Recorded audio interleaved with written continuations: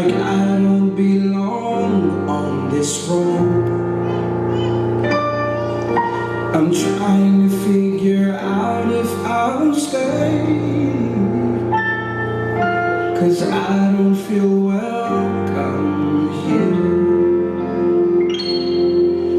I know I'm not dressed like everyone else, and I don't own a pair of church shoes, but I'm here because I needed some help. I'm starting to think that I made a bad move,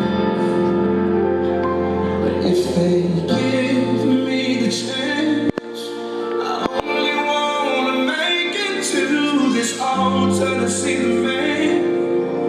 That's why I came today, to change my ways, and I'm not ashamed. They keep pushing me away.